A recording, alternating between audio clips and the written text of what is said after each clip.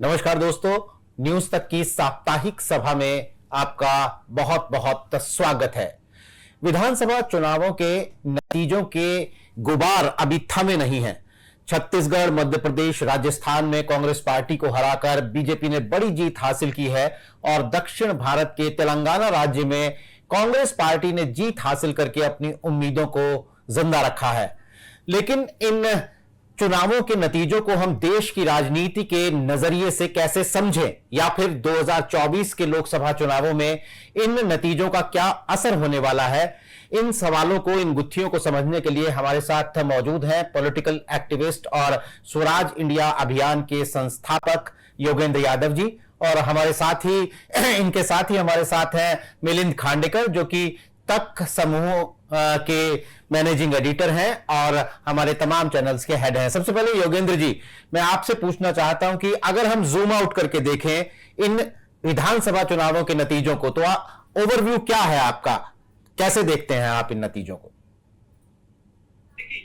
देखिए ये विधानसभा चुनाव महत्वपूर्ण थे इसलिए कि एक मायने में कांग्रेस की क्या दशा और दिशा है उसका फैसला इन चुनाव से होना। वैसे तो लोग सेमीफाइनल और पता नहीं क्या क्या कहते हैं, वो है नहीं।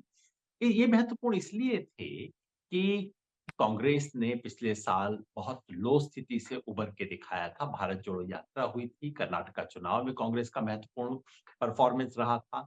कांग्रेस वापस आ रही है ऐसी स्टोरी बन रही थी। और अगर इन चुनाव में कांग्रेस, जिसको शुरू में उम्मीद तेलंगाना की नहीं थी, पर अगर यहाँ पे कांग्रेस 3 में से 2 पे आ जाती, दोनों सरकारों को रिटेन कर लेती और अगर उसके साथ तेलंगाना भी पा जाती, तो एक तरह से देश में कांग्रेस की डुगडुगी पिट जाती। हाँ भाई, कांग्रेस आ गई आ गई आ गई, ये माहौल बन जाता है, हवा बन जाती है। वो नहीं बन पाई। क्योंकि तेलंगाना में जहां कांग्रेस ने हारा हुआ इलेक्शन जीती, वहीं मध्य प्रदेश, राजस्थान और छत्तीसगढ़ में मेरी समझ में जीते हुए इलेक्शन को हार गई कांग्रेस। तो दोनों तरह से जीती भी कांग्रेस ही है, हारी भी कांग्रेस ही। और उसकी वजह से जो एक हवा थी, वो कांग्रेस की जो बन सकती थी, संभव थी, वो एक तरह से बीजेपी के पक्ष में हवा बन गई। और हवा का चुनाव में एक महत्व होता है। इससे कोई जमीन नहीं बदली है चुनाव की, इसके बारे में हम बाद में बात करेंगे। लेकिन कुल मिला के जो तेलंगाना की विजय की जो आभा थी, जो उसका एक मैसेज और एक आभार मंडल बन सकता था देश में कि भाई देखिए, जहां कांग्रेस 30% से भी नीचे चली गई थी, लोग कहते थे यहां से तो कांग्रेस कभी उबर ही नहीं सकती, देखिए कांग्रेस वहां से उठाई है और बाकी जगह भी रिटेन कर लिया है। वो जो चीज थी बिल्कुल छोटे से मार्जिन से वो चीज रह गई। और राजनीति में होता यही है, जो जीता वही सिकंदर कहते हैं ना, कि आप जीते हैं 2% से, लेकिन 2% किसे दिखता है? लोगों को जीत दिखती। तो जैसे राजस्थान में मेरी समझ से कांग्रेस ने अच्छी सरकार चलाई और कई ऐसी योजनाएं थी जो पूरे देश के लिए बिल्कुल एक मिसाल थी। कुल मिला के मैं कहूंगा छत्तीसगढ़ की सरकार भी कोई मध्य प्रदेश की सरकार से बुरी नहीं थी, अच्छी, रीजनेबली ठीक ठाक सरकारें थी। और संयोग, और देखिए विचित्र बात ये, आज कहते हुए अटपटा लगेगा, विचित्र बात यह है कि अगर इन चारों सरकारों में से कोई सबसे कमजोर सरकार थी, जिसके बारे में लोगों के मन में एक थकान हो रही, वो थी मध्य प्रदेश की सरकार, जो कि सबसे ज्यादा मार्जिन से जीती है। क्योंकि राजनीति में दरअसल होता क्या है कि हम लोग क्रिकेट की कमेंट्री ध्यान से नहीं सुनते। मैं सुनता हूँ क्रिकेट की कमेंट्री में, कभी भी कमेंटेटर आखिर में ये नहीं कहता कि जो टीम जीत गई है उसकी बैटिंग भी अच्छी थी, बॉलिंग भी अच्छी थी, मिडिल ऑर्डर भी अच्छा था, ओपनिंग बैट्समैन भी अच्छे थे, स्पिन भी अच्छी थी, फील्डिंग भी अच्छी थी, ऐसा कोई नहीं कहता। वो कहते हैं कि देखिए मिडिल ओवर में कमजोरी रही लेकिन आखिरी ओवर में उसको ठीक कर लिया गया, या इत्यादि इस तरह की, या बैटिंग कमजोर रही, बॉलर्स ने आज ठीक कर लिया। लेकिन पता नहीं क्यों पॉलिटिक्स में हम मान बैठते हैं कि जो जीता है उसकी स्कीम भी अच्छी थी, सरकार भी अच्छा था, नेता भी अच्छा था, इलेक्शनियरिंग भी अच्छी थी, रणनीति भी अच्छी थी, सब कुछ उसका ठीक था। ऐसा होता नहीं। तो इसलिए हमें बारीकी से समझना चाहिए क्या हुआ। मेरे विचार से ठीक ठाक सरकार, राजस्थान और छत्तीसगढ़ की दोनों सरकारें ऐसी थी जो चुनाव जीत सकती थी, लेकिन राजनीतिक कौशल के अभाव में और एक सामाजिक गठबंधन बना न सकने की कमी की वजह से ठीक ठाक सरकारें चुनाव हार गई। और जो एक माहौल कांग्रेस के पक्ष में बन सकता था और जिससे पूरे विपक्ष को देश में फायदा होता, वो बनते बनते रह गया। तो मिलिंद जी, आपको भी ऐसा लगता है कि बस जैसे थोड़ी सी ही चूक हो गई कांग्रेस से और शायद उसके लिए 2024 के लिए माहौल जो बन सकता था बस वो बनते बनते रह गया? नहीं नहीं, मुझे लगता है जो योगेंद्र जी ने बात की बहुत महत्वपूर्ण है कि देखिए, तेलंगाना की उम्मीद किसी को नहीं थी। मतलब कम से कम 2-3 महीने पहले तक ये लग रहा था कि कांग्रेस नंबर 2 पे रह सकती है, लेकिन नंबर 1 पे पहुंच जाएगी। तो वो मेरी नज़र में मतलब सोने पे सुहागा था, या आइसिंग ऑन द केक था कि अगर तेलंगाना भी जीत जाएंगे तो वो मध्य प्रदेश या छत्तीसगढ़ में तो जीत ही रहे, और ऊपर से एक सोने पे सुहागा आपने वो भी जीत लिया, तेलंगाना भी जीत लिया। लेकिन यहाँ उल्टा ये हुआ कि उनकी केक ही चली गई, सिर्फ ऊपर एक चेरी रह गई है। तो ये जो केक अगर बन जाती, मान लीजिए कि मध्य प्रदेश या छत्तीसगढ़ 2 राज्य भी जीत जाते, बल्कि मैं कहूँगा 1 भी जीत जाते, तब भी वो कोई केक रह जाती जिसको आप 2024 में पेश कर सकते थे। तो वो अचानक से वो चली गई और ऐसा लग रहा है कि अब कांग्रेस कोई मुकाबला नहीं कर सकती है। लेकिन ये मेरा पहले से भी मानना था नीरज, और ये साप्ताहिक सभा में मैंने हर हफ्ते ये कहा है कि 2023 और 2024 के चुनाव अलग अलग है। लोग सेमीफाइनल कह रहे थे, मैं कह रहा था कि 23 का अपना फाइनल है, 24 का राष्ट्रीय चुनाव है, और उसको हम सबको योगेंद्र जी ने समझाया है कि भाई 2 टिकट इलेक्शन होता है, एक राष्ट्रीय चुनाव होता है और एक क्षेत्रीय चुनाव होता है।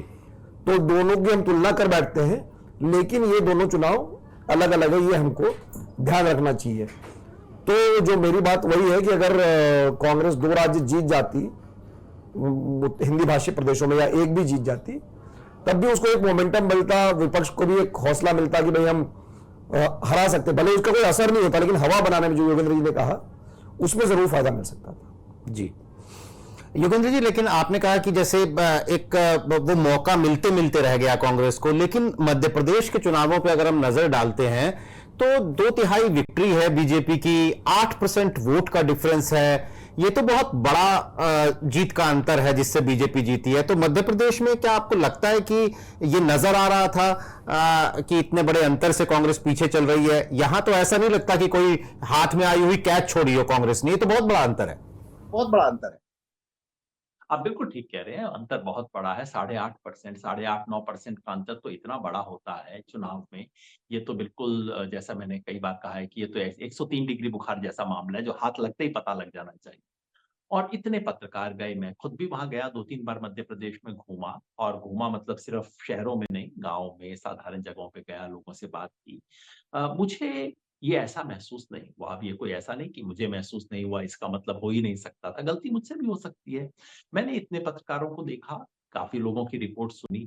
मैंने एक भी व्यक्ति को ये कहते हुए नहीं सुना कि वहाँ बीजेपी की आंधी चल रही है। लोग इस पे थे कि कांग्रेस जीतेगी या जीतते-जीतते रह जाएगी। और इसमें कोई संदेह नहीं है कि चुनाव से 3-4 महीना पहले जो कांग्रेस के पक्ष में हवा चल रही थी और हर व्यक्ति सड़क पे बदलाव की बात कर रहा था, वो चुनाव के नजदीक आते-आते वो हवा थमी।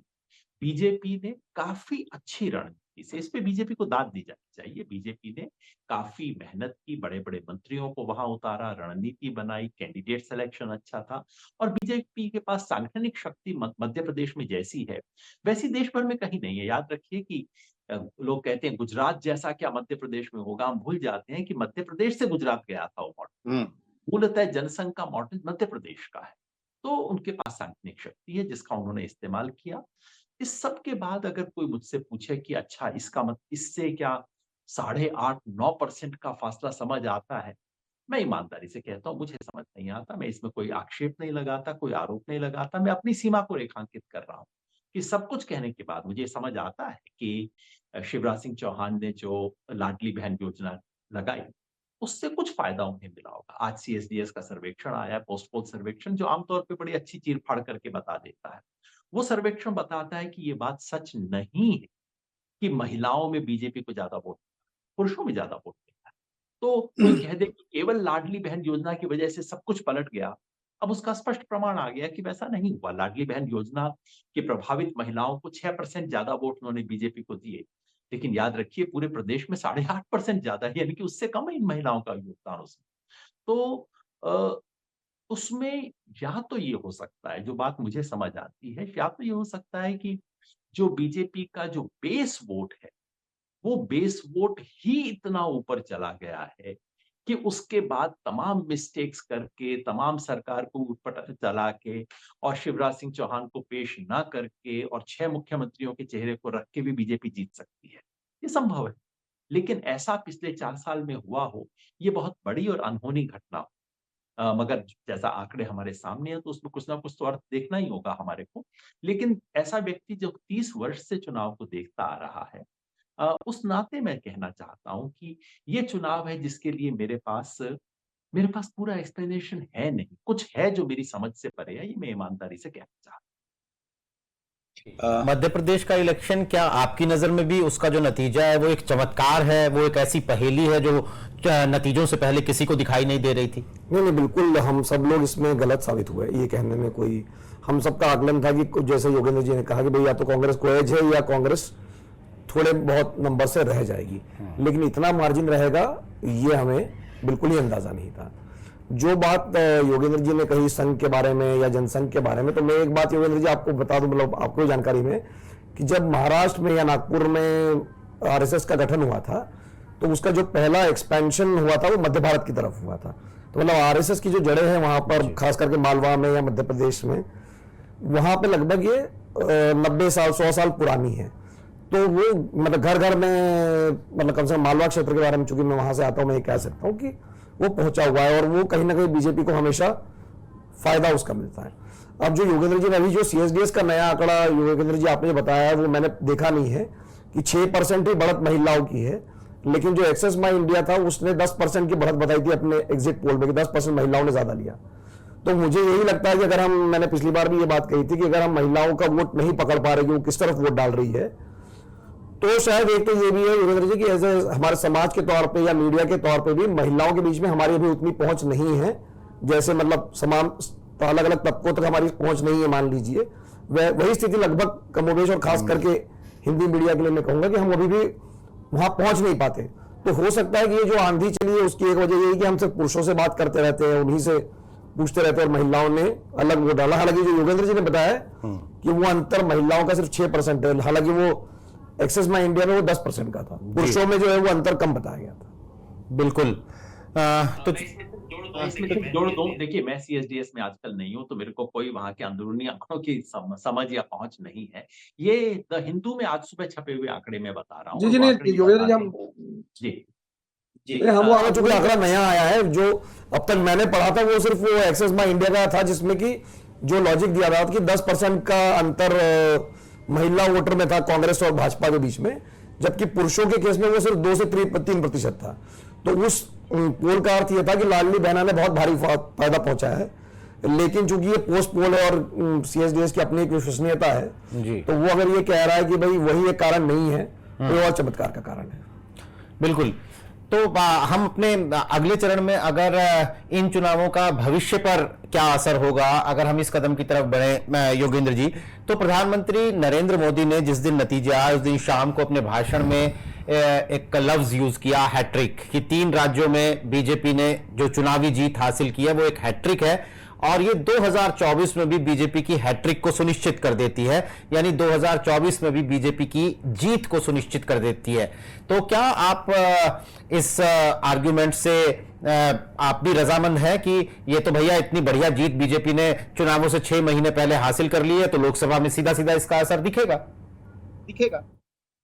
देखिए, आर्गुमेंट नहीं था, ये जुमला था। और हर नेता का एक अधिकार भी होना चाहिए, जन्मसिद्ध अधिकार है नेता का, कि अगर वो रैली में बोलेगा तो अपने वर्कर को एंथ्यूज करने के लिए कुछ सुंदर जुमला इस्तेमाल करेगा। और प्रधानमंत्री तो उस्ताद है शब्दों को गढ़ने में। तो उन्होंने बोल दिया हैट्रिक, मुझे उनसे कोई शिकायत नहीं है, क्योंकि ठीक है, जब वर्कर में उत्साह बनाना तो एक नेता का काम है।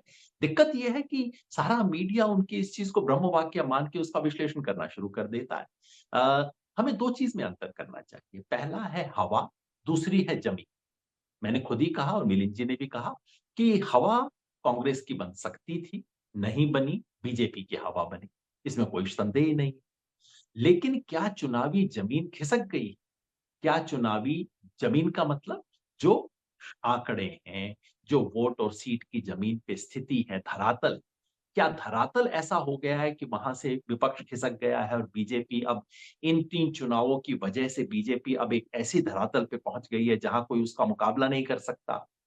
ये बात कतई सच नहीं। है, क्योंकि शुरू में मुझे भी सदमा लगा, सच बताऊं, क्योंकि जैसा आपने शुरू में ही कहा, मैं विश्लेषक नहीं हूं, मैं एक राजनीतिक कार्यकर्ता हूं। तो देखा, मुझे भी सदमा लगा। फिर आदत है इसलिए वापस जाके मैंने आंकड़े देखे, वो आंकड़े मैं आपके सामने पेश करता हूं। हमें क्या बताया जा रहा है कि भाई अब तो इस देश की जनता ने ऐसा स्पष्ट जनादेश बीजेपी के पक्ष में इन 3-4 राज्यों में दे दिया है कि अब तो देखिए लोकसभा में तो ये होना ही है। अब इसमें क्या-क्या धारणाएं हैं? पहली धारणा ये है कि जनता ने बहुत स्पष्ट और बड़ा जनादेश बीजेपी के पक्ष में दिया है।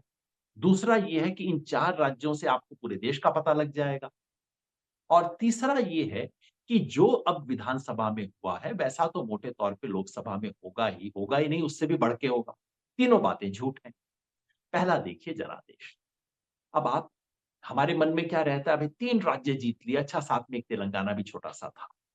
मैं कहता हूँ अब आप सीटें छोड़ दीजिए, राज्य भूल जाइए। आप सबके वोटों को जोड़ के देख लीजिए। इस चुनाव में और साथ में मिज़ोरम को भी डाल लीजिए, कोई 12 करोड़ के करीब वोट डले। बीजेपी को कितने आए? 4 करोड़ 82 लाख। और कांग्रेस जिसके बारे में हम कहते हैं वो तो हार गई, पिट गई इस चुनाव में, उसको कितने वोट आए? 4 करोड़ 92 लाख। और अगर कांग्रेस के सहयोगियों के वोट भी जोड़ते हैं, सहयोगी मतलब जिन्होंने वोट साथ में चुनाव नहीं लड़ा, सपा, सीपीएम, सीपीआई, ये जो इंडिया अलायंस में शामिल है, उनका जोड़ते तो 5 करोड़ 8 लाख के करीब वोट है। तो जिसे हारा पिटा हुआ बताया जा रहा है, उसको ज्यादा वोट आए। मैं नहीं कहता कि इससे आप लोकसभा चुनाव जीत जाएंगे, लेकिन इतना तो कम से कम देख लीजिए कि कोई जनादेश, भयंकर जनादेश बीजेपी के पक्ष में आया हो, ऐसी कोई बात नहीं है। हमारा चुनाव का सिस्टम ऐसा है कि थोड़े से मार्जिन से बहुत बड़ा फर्क पड़ जाता है। राजस्थान में केवल 2% का अंतर है। सीटों में इतना बड़ा 45 सीट का फासला आ गया है। पहली बात तो ये दर्ज कीजिए कि वोटों में बहुत कम फासला था, जहां बीजेपी जीती है, वहां भी मध्य प्रदेश को छोड़ के। और कुल मिला के वोटों में कांग्रेस आगे है बीजेपी। दूसरी बात, ये जो है कि सीटों के साथ देखिए इतनी अच्छी शानदार परफॉर्मेंस है कि इससे तो बीजेपी अब लोकसभा चुनाव में तो आगे बढ़ी जाएगी। तो मैंने क्या किया, आदत है थोड़ा-सा गणित करने की, मैंने कहा कि चलिए कुछ विधानसभाएँ जोड़ के लोकसभा बनती है। राजस्थान में 8 विधानसभाएँ जोड़ के बनती है, अलग-अलग राज्यों में अलग-अलग है, महाराष्ट्र में 6 जोड़ के बनती है। तो मैंने कहा उन विधानसभाओं को जोड़ के दोबारा लोकसभा का चुनाव हम करके देख लेते हैं। यानी कि 2023 में पिछले हफ्ते जिस विधानसभा क्षेत्र में जितने वोट जिस पार्टी को आए, उसको जोड़ के देख लेते हैं संसदीय क्षेत्र में कौन-सी पार्टी कितने वोट कितनी सीटें जीतेगी। मध्य प्रदेश कुल 29 सीट में से बीजेपी जीतेगी 24, कांग्रेस जीतेगी 5। आप कहेंगे हाँ देखिए बिल्कुल बीजेपी ने तो झाड़ू लगा दी, शानदार सफलता। लेकिन आपको याद दिला दूं कि 2019 के चुनाव में बीजेपी ने 29 में से 28 जीती थी। यानी कि इस बुरी तरह के परास्त होने के बाद भी कांग्रेस 19 की तुलना में 4 सीट का गेन कर रही है यहाँ। छत्तीसगढ़ में इसी तरह से पिछली बार 9 सीट बीजेपी जीती थी। और अगर विधानसभा का चुनाव कर दिया जाए वही आंकड़ा, तो वो कांग्रेस इस वक्त बीजेपी 9 सीट पे आएगी। माफी, ये पिछली बार 10 सीट जीती थी, अब 9 पे आ जाएगी। राजस्थान राजस्थान में अगर विधानसभा चुनाव के हिसाब से ही लोकसभा चुनाव हो जाए तो बीजेपी 14 जीतेगी, जाहिर है वो आगे है। कांग्रेस 11 सीट जीतेगी। 2019 में कितनी सीटें आई थी कांग्रेस को? अंडा, 0 आई थी कांग्रेस को। तो इसका मतलब ये, और हाँ, तेलंगाना में लोकसभा चुनाव में बीजेपी को 4 सीट आई थी, कांग्रेस को सिर्फ 3 सीट आई थी, बाकी बीआरएस और एमआईएम को आई। अगर इस चुनाव के हिसाब से करवा दिया जाए तो 17 में से 9 सीट कांग्रेस को आएंगी और बीजेपी को आएगी 0। अब आप इस सबको जोड़ के देख लीजिए, 82 सीट जो टोटल है इन 4 राज्यों में, 83 हो जाएंगे अगर आप मिजोरम को भी जोड़ दें। बीजेपी के पास ऑलरेडी 65 सीटें हैं, पिछली बार 65 जीती थी। इस विधानसभा चुनाव के हिसाब से अगर देखेंगे तो बीजेपी को आएंगे 46। अब 82 में से 46 अच्छी हैं, लेकिन पिछली बार की तुलना में 19 सीट कम होती और कांग्रेस को हो जाएंगी 28। पिछली बार तो सिर्फ 6 थी, 6 से बढ़ के 28 हो गए। तो वोटों में कांग्रेस आगे हुई, सीटों में कांग्रेस आगे नहीं है, लेकिन कांग्रेस को 2019 की तुलना में बहुत बड़ा फायदा है। क्योंकि याद रखिए 2019 में पुलवामा के बाद जो माहौल बन गया था, हम उससे तुलना कर रहे हैं, जाहिर है उससे बहुत नीचे है इस वक्त। यानी कि इसका मतलब ये नहीं कि चुनाव में लोकसभा में एग्जैक्टली ऐसा ही होगा। मैं कोई भविष्यवाणी नहीं कर रहा लोकसभा चुनाव के लिए, मैं केवल ये कह रहा हूं कि उस चुनावी लड़ाई का शुरुआती बिंदु में ऑपोजिशन कोई खत्म नहीं हो गया है। ऐसा नहीं है कि ऑपोजिशन को झाड़ू लग गई है, कहीं बचा नहीं है, अब 0 सीट राजस्थान में आएगी, 0 मध्य प्रदेश में आएगी, नहीं। अगर हारे हुए इलेक्शन जितना वोट भी ऑपोजिशन बचा ले, उसके लिए काम तो करना पड़ेगा। तो उसके पास काफी कुछ गेन करने की गुंजाइश है। और तीसरी और आखिरी बात मैं इसमें सिर्फ ये कहना चाहता हूं कि अगर एक क्षण के लिए आप मान कि चलिए भाई, इन तीनों राज्यों में बीजेपी उसी तरह से झाड़ू लगाएगी जैसे पिछली बार उसने लगाई थी, क्या इससे राष्ट्रीय इक्वेशन बदल जाता है? नहीं, क्योंकि पिछली बार भी तो झाड़ू लगाई थी, बीजेपी को एक भी सीट का फायदा नहीं है। जो 2024 का असली संकट बीजेपी के पास है, और समझने की कोशिश कीजिए, ये है कि बीजेपी 303 सीट पे है, मेजॉरिटी से 30 सीट ऊपर है। उसके पास कुछ राज्य हैं जहां सीटें कम होनी अनिवार्य है, और मिलिंद जी इसकी पुष्टि कर सकेंगी। मध्य प्रदेश, सॉरी, बंगाल, बिहार, महाराष्ट्र, कर्नाटका, इन राज्यों में बीजेपी की सीटें तो कम होना अनिवार्य है ना, इसमें तो कोई संदेह हो ही नहीं सकता कि यहाँ कम होगी। अब इनकी पूरी पूर्ति बीजेपी भरपाई कहां से करेगी? मुझे देश का एक राज्य बता दीजिए जहां बीजेपी 2019 से ऊपर सीटें लेगी, 5-10 सीट ज्यादा लेके आएगी। वो कौन सा राज्य हो सकता है? ये स्थिति नहीं बदलती है। अगर आप ये मान भी लें कि मध्य प्रदेश, राजस्थान, छत्तीसगढ़ में बीजेपी झाड़ू लगा, मान लीजिए पड़ोस का गुजरात भी शामिल कर दीजिए, आप उधर दिल्ली को भी शामिल कर दीजिए, तब भी बीजेपी को जो बड़ा संकट है उसका क्या होगा? मतलब ये कि 2024 का चुनाव अब भी खुला हुआ है। हवा बीजेपी की जरूर बनी, लेकिन चुनाव की जमीन बीजेपी के पक्ष में अभी भी नहीं। मिलिंद जी, वैसे ये एक तर्क तो है कि बीजेपी 2019 में जिन राज्यों में जीती वहां पे वो पीक पे है, और जिन राज्यों में नहीं जीती वहां पर वो अब भी बहुत ज्यादा जीतने की स्थिति में नहीं है, बल्कि 2019 के कुछ राज्य जो योगेंद्र जी ने भी बताए, बंगाल, महाराष्ट्र, बिहार और कर्नाटका जैसे, वहां कम होने की उम्मीद दिखती है मौजूदा राजनीतिक परिस्थितियों में। तो ऐसी सूरत में बीजेपी के लिए ये इतनी रोजी पिक्चर 2024 के लिए क्यों बनती है? लेकिन मुझे लगता है दो अलग अलग बातें हैं। जो एक तो ये, मतलब योगेंद्र जी भी इस बात को मानेंगे कि जब भी कोई राष्ट्रीय चुनाव होता है तो राष्ट्रीय पार्टी को एडवांटेज मिलता है। ये हमने उत्तर प्रदेश में भी देखा है, हर जगह देखा है कि जब विधानसभा का चुनाव होता है तो उसमें जो लोकल पार्टी वो फायदे में रहती है।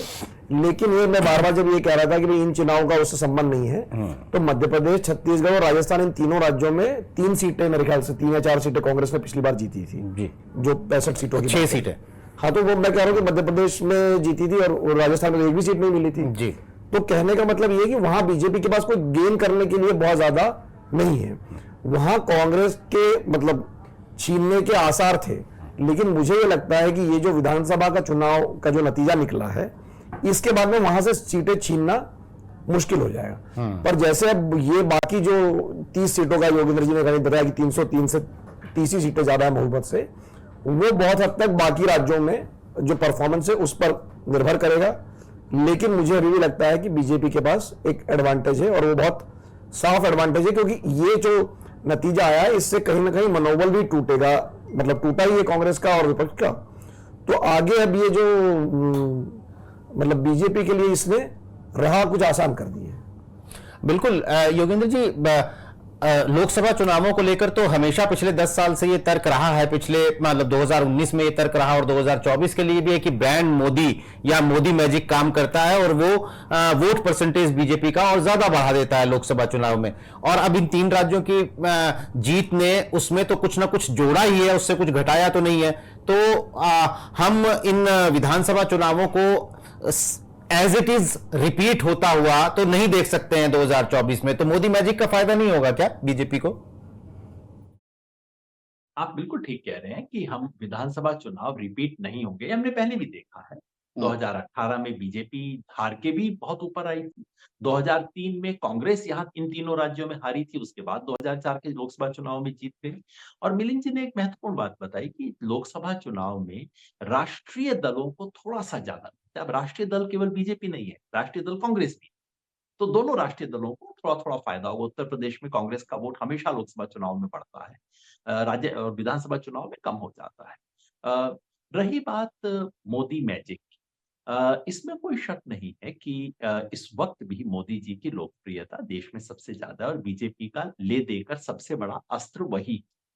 क्या वो अस्त्र पर्याप्त है? वो अस्त्र तो है और वो अस्त्र मजबूत है, बीजेपी को उसके सहारे वोट मिल रहा है। क्या वो पर्याप्त है जिसके सहारे बीजेपी पूरे देश में जीत जाएगी? और मैं केवल इतनी बात जो मैंने देखा बोला इसमें यही था कि देखिए, अगर किसी को लगता है कि भाई मोदी मैजिक पर्याप्त है, बीजेपी तो जीतेगी ही जीतेगी, तो फिर हम इन 3 विधानसभा चुनाव की चर्चा क्यों करते हैं? कोई फर्क नहीं पड़ता, इन चुनाव 3 में हार भी जाती तब भी बीजेपी जीतेगी अगर हम मान लें तो। तो अगर मैजिक है तब तो मैजिक है ही है, फिर हमें विधानसभा के चुनाव के आंकड़ों की चर्चा करने की भी आवश्यकता नहीं। जो इन विधानसभा चुनाव से वास्तव में हुआ वो वही है कि विपक्ष को जो मनोवैज्ञानिक एडवांटेज मिल सकता था, वो मनोवैज्ञानिक एडवांटेज एक मनोवैज्ञानिक डिसएडवांटेज में बना। जो हवा बन सकती, वो हवा एक तरह से अब उल्टी दिशा में कुछ समय के लिए बहनी शुरू हुई है। एक तरह से डिमोरलाइजेशन होता है, तमाम वर्कर कहते हैं अरे भाई, देखिए वर्कर ये नहीं देखता कि कितने परसेंट वोट आया, क्या आया, वो सिर्फ सुर्खी पड़ता है, अच्छा तीनों में हार गई कांग्रेस, अरे मेरे को तो परसों तक लगता था 2 तो कम से कम जीत रही थी, तो यार ये तो गया पापा। तो मनोवैज्ञानिक, और इसमें बीजेपी बहुत निकला है। बीजेपी इस खेल में मतलब उसका कोई मतलब मुकाबला ही नहीं। और कई बार बीजेपी का एक मैं देखता हूँ एक साइकोलॉजिकल जो वॉरफेयर होता है, वो वॉरफेयर यही कि मैच शुरू होने से पहले ऑपोजिशन से वॉकओवर ही करवा, इतना करो, मोदी मैजिक हो गया, छा गया, मोदी है तो मुमकिन है, अब तो हो गया हर कोई, कि मतलब आप इतना देखो कि आप आंकड़े देखना ही बंद कर दो उसके बाद, डर के बाद। और आप मान लो मैच शुरू होने से पहले ही आप एक उस मनस्थिति से जाओ कि यार ये तो मैच हार गए। ये है, इसलिए मैंने लिखा, इसलिए मैंने बताया कि देखिए वो हवा एक अपनी चीज है, ये जो धुंध है, और हमारे हमारे इलाके में बोलते हैं कि धूल में लठ मार, धूल इतनी उड़ती रहेगी उसके बाद चलता रहेगा, है ना? तो धूल वूल तो उड़ रही है, वो सब है, लेकिन बेहद जरूरी है कि हम जो उसके आंकड़ों की सच्चाई उसको आंख के सामने रखें। मनोवैज्ञानिक एडवांटेज बीजेपी को मिला है, इसमें कोई शक नहीं, लेकिन क्या खाली उस मनोवैज्ञानिक एडवांटेज के सहारे पूरे देश का चुनाव जीता जा सकेगा? बीजेपी जो मिलिंद जी ने कहा कि देखिए बीजेपी जहां-जहां सीटें जीत सकती थी, वहां-वहां जीत चुकी है। एक भी राज्य नहीं है, मिलिंद जी पुराने राजनीतिक विश्लेषक, आप सबसे मैं पूछना चाहता हूं, अपने एडिटोरियल ग्रुप में भी पूछिएगा सबसे, एक राज्य का नाम बताओ जहां बीजेपी 2019 की तुलना में अपनी सीटों में बड़ा इजाफा कर सकती है। वो है ही नहीं। पिछली बार बिहार में 40 में से 39 सीटें बीजेपी और सहयोगियों के पास थी। महाराष्ट्र में 48 में से 41 थी। कर्नाटका में 28 में से 25 थी। गुजरात में 26 में से 26, राजस्थान में 25 में से 24, मध्य प्रदेश में 29 में से 28, छत्तीसगढ़ में, और हरियाणा, दिल्ली, दिल्ली। कहाँ आप देखेंगे?